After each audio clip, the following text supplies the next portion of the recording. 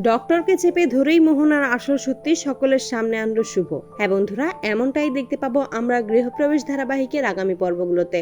আদি যখন শুভকে সবটাই বলতে যাবে তখনই মোহনার ফোন পায়। মোহনার ফোন ধরে না আর শুভকে বলে, আমি তোমাকে সবটাই বলবো, কিন্তু তুমি আমাকে ভুল বুঝবে না। তখনই শুভ বলে, বেশ, আমি তোমাকে ভুল বুঝবো না, তুমি সকল সত্যি কথা আমাকে বলো। তখনই হঠাৎ করে মোহনার মেসেজ দেখতে পায়। মোহনা সেখানে বলে, আমার মতো মানুষদের পৃথিবীতে কেউ ভালোবাসে না, আমার মতো মানুষেরা কেউ ভালোবাসা পায় না, তাদের তো এই পৃথিবী ছেড়ে চলে যেতে হয়। এটা শুনেই পাগল হয়ে যায় আদি, তাই ছুটে আসে বাড়ি থেকে।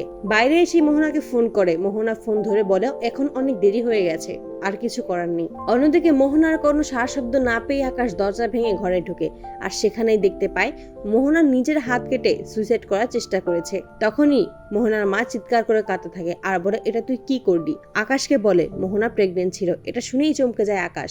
মোহনাকে হসপিটালে এনে তার মাকে জিজ্ঞেস করে এগুলো কবে থেকে হয়েছে, আর এর পেছনে আমি যাকে সন্দেহ করছি সেই কিনা। মোহনার মা তখন বলে, আমিও সবটা জানতাম না, আমি চেপে ধরার পর সবটা জানতে পেরেছি। শুভ যখন আদিকে ফোন করে কিন্তু ফোনে পায় না, তাই চিন্তা করতে থাকে। অন্যদিকে আদি ঠিক সেই মুহূর্তেই হসপিটালে হাজির হয়। আদিকে দেখেই ক্ষিপ্ত হয়ে যায় আকাশ। আকাশ আদির কোনো কথা না শুনে আদিকে মারতে থাকে আর বলতে থাকে, তুমি আমার বোনের জীবনটা নষ্ট করে দিয়েছো।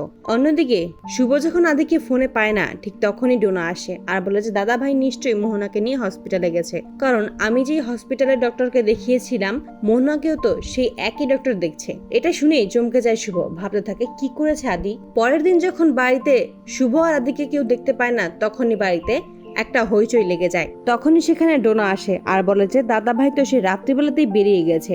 আবার শুভদি দাদা ভাইকে খুঁজতেই বেরিয়েছিল। ঠিক তখনই বাড়িতে এসে হাজির হয় শুভ।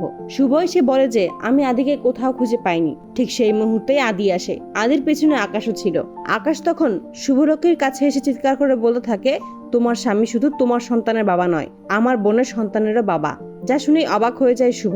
শুভ তখন সিদ্ধান্ত নেয় সে ঠিক খুঁজে বের করবে আসল সত্যি কোনটা। সে সেই ডক্টরের কাছে আসে এবং সেই ডক্টরকে চেপে ধরে আসল সত্যি জানতে পারে এবং সকলের সামনেই মোহনার নোংরা চক্রান্ত সকলের সামনে তুলে ধরে। তো বন্ধুরা, তোমরা এটাই তো চাও, এভাবেই যেন ডক্টরকে চেপে ধরেই মোহনার আসল সত্যি সকলের সামনে আনতে পারে শুভ। কমেন্টে জানাও। আর নিয়মিত আপডেট পেতে আমাদের চ্যানেলটি এক্ষুনি সাবস্ক্রাইব করে পাশে থাকো। ধন্যবাদ।